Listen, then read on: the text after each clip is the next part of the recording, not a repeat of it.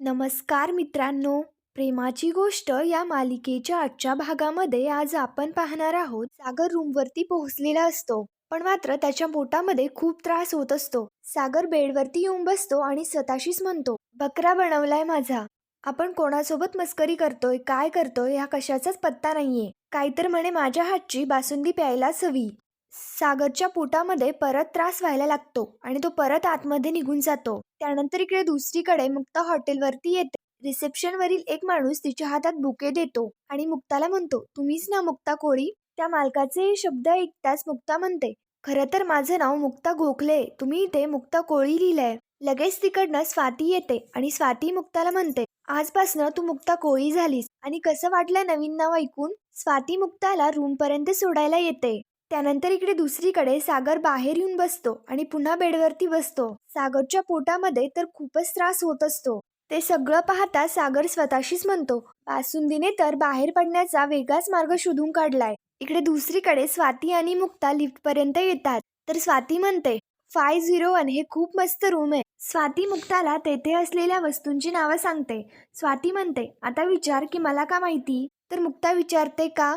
तर स्वाती म्हणते, कारण आमची फर्स्ट डेट सुद्धा याच हॉटेलमध्ये झाली होती, सेम रूम. स्वाती मुक्ताला म्हणत असते, फर्स्ट डेट आहे तर तू सगळी तयारी केलीच असशी, मी तुझ्यासाठी ड्रेस आणलाय. मुक्ता मात्र खूपच घाबरून गेलेली असते. स्वाती मुक्ताशी खूप काही बोलते आणि तिला लिफ्ट पर्यंत पोहोचवते. स्वाती मुक्ताला फर्स्ट नाईटचं विश करते आणि मुक्ता लगेच लिफ्ट मधनं निघून जाते. त्यानंतर इकडे दुसरीकडे सागरला खूपच त्रास व्हायला लागतो. तर सागर गोळ्या सांगण्यासाठी रिसेप्शन वरती फोन करतो. सागर त्या माणसाला म्हणतो, मला ना काहीतरी मागायचंय, पण मला त्याचं नाव नाही माहिती. शक्यतो ते क्लिनिक मध्ये भेटेल. रिसेप्शन वरील माणूस तर त्याचा दुसराच अर्थ घेतो आणि सागरला म्हणतो, तुम्हाला जे हवंय ते लवकरच तुमच्या रूम मध्ये पोहोचेल. आणि सागर फोन ठेवून देतो. इकडे मुक्ता लिफ्ट मधनं बाहेर येते.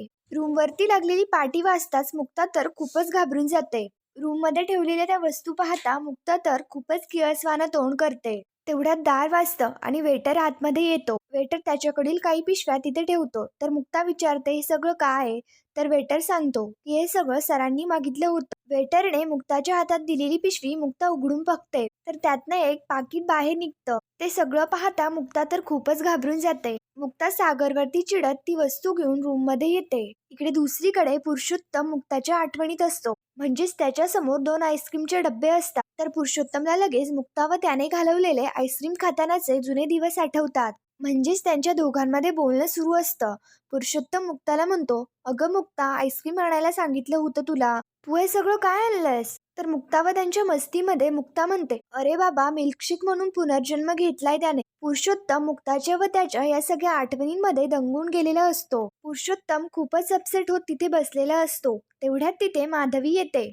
माधवी पुरुषोत्तम जवळ बसते आणि पुरुषोत्तमला म्हणते, तुलाही झोप येत नाहीये वाटतं. आणि ते दोघेही बरोबर म्हणतात की मुक्ता जेवली असेल का ग? मुक्ताच्या आठवणीत इमोशनल होत माधवीही खूप रडत असते. पुरुषोत्तम माधवीला समजावत म्हणतो, इतके दिवस मुक्ताचं लग्न होत नव्हतं तर किती त्रास होत होता तुला? माधवी म्हणते, त्रास तर खूप होतोय, कारण आपण जेव्हा त्या क्लबमध्ये भेटलो होतो तर किती रन पेटलं होतं आणि आजचा दिवस बघा, मुक्ता त्यांच्या घरात सून म्हणून आहे. पुरुषोत्तम म्हणतो, पण मात्र ती माणसं वाईट नाहीयेत. त्यानंतर इकडे दुसरीकडे इंद्रा व बापू त्यांच्या रूम मध्ये असतात. तर इंद्रा बापूंना म्हणते की ते दोघे काय मज्जा करत असतील ना?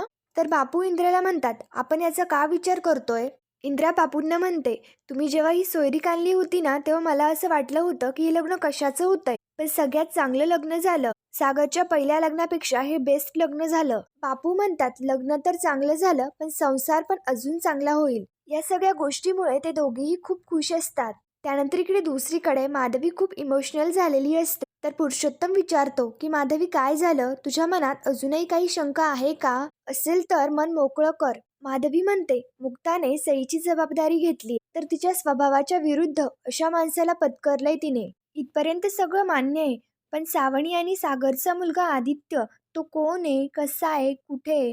तो आईकडे परत येणार आहे की तिथेच थांबणार आहे? माधवीच्या मनात असे बरेचसे प्रश्न पडलेले असतात. त्यानंतर इकडे दुसरीकडे बापू इंद्रला म्हणतात, आपण आदित्यबद्दल त्यांना कळवायला हवं होतं. आपण हे सगळं आदित्यला पण नाही कळवलं. इंद्रा म्हणते, त्या उदसेनी काही सोय ठेवली का? तर आपण त्याला कसं कळवणार? इंद्रा व बापूंच्या मनातही गिल्ट फील होत असतं, कारण त्यांना असं वाटत असतं की आपण यांना आधीच कळवायला हवं होतं. इकडे दुसरीकडे माधवी म्हणते, लग्नाच्या आनंदात या गोष्टीबद्दल सगळ्यांनी कानाडोळा केलाय, पण मी आई आहे मुक्ताची. तिला या सगळ्या गोष्टीला तोंड द्यायचंय. मुक्ता आता फक्त सईची आई नाही, तर सईच्या मोठ्या भावाची सुद्धा आई आहे. तर तो सईसारखं प्रेम देईल की नाही हे माहिती नाही. त्याला हे सगळं मान्य आहे की नाही हेही आपल्याला माहिती नाहीये. आणि मुख्य म्हणजे त्याला हे सगळं कोणी कळवलंय का? पुरुषोत्तम माधवीला समजावत म्हणतो, माधवी किती विचार करतेयस तू या गोष्टीचा? माधवी म्हणतात, मला आश्चर्य याचं वाटतं की हे लोक का विचार करत नाही त्याचा. सागरचं लग्न केलं त्यांनी आणि त्या मुलाचा काहीच उल्लेख नाही. आश्चर्य वाटतं ना. पुरुषोत्तम माधवीला समजावत म्हणतो, तू आई आहेस मुक्ताची तर मी तुझ्या भावना समजू शकतो, पण या गोष्टीचा नको विचार करू. माधवीही स्वतःला सावरत म्हणते, मी जास्त विचार करतेय पुढचा, आता नको हे सगळं. तीही तो विषय बंद करून टाक. पुरुषोत्तम माधवीला सांगतो की त्या सगळ्या भावाभावांनी मिळून सागर मुक्ताला हॉटेलमध्ये राहायला पाठवलंय म्हणे. माधवीही म्हणते, आला होता मला मुक्ताचा मेसेज. आता ते दोघं एकमेकांच्या जिंज्या उपटतायत की काय काय माहिती. इकडे दुसरीकडे इंद्राच्या मनात देखील खूप विचार सुरू असतात. तर बापू इंद्राला सावरत म्हणतात, काळजी नको करू, आता सगळं नीट होईल. मला ना त्या मुक्ताकडे बघून धीर आलाय बघ, कारण ही सगळी परिस्थिती ती खूप चांगली हँडल करेल. सगळं माहिती असून त्या सावनीने लग्नामध्ये एवढा मोठा कांड केला, तरीही तिने सागर सोबत लग्न करण्याचा निर्णय घेतला. हे का माहितीये? फक्त आणि फक्त आपल्या सईसाठी. आता तूच मला सांग, अजून काय पुरावा पाहिजे त्या मुक्ताच्या चांगुलपणासाठी? इंद्राही बापूंना म्हणते, आता तुम्ही म्हणताय ना की सगळं ठीक होईल, तर सगळं ठीक होईल बघा. इकडे दुसरीकडे मुक्ता रूम मध्ये येते, तर रूम मध्ये इकडे तिकडे सागरच्या वस्तू पडलेल्या असतात. ते सगळं पाहता मुक्ता अजूनच घाबरून जाते. मुक्ता सागरला आवाज देत असते, तर सागर आतमध्ये बाथरूम मध्ये असतो. सागर आतमध्ये म्हणतो की मी त्या वेटरला काहीतरी आणायला सांगितलं होतं, आणलं का त्याने?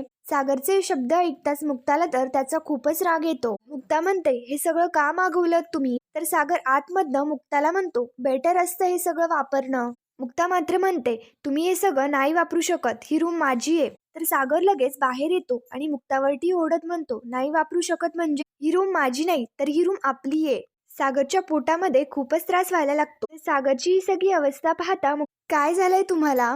सागर ते पाकिट घ्यायला लागतो, तर मुक्ता त्याला ते पाकिट घेऊनच देत नसते. सागर म्हणत असतो, मला ते द्या, पण मुक्ता मात्र त्याला ते पाकिट द्यायलाच तयार नसते.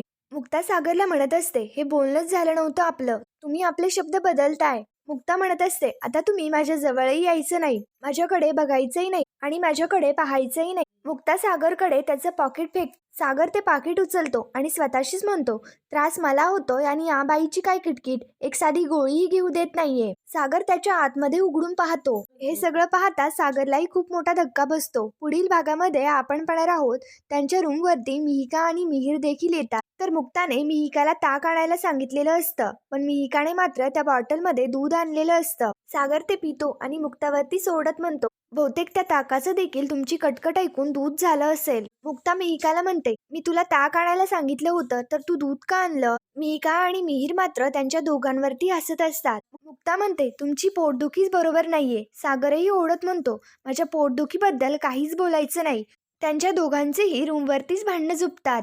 पुढील भागांच्या डेली अपडेटसाठी मराठी रंग या चॅनलला लगेच सबस्क्राईब करा. धन्यवाद.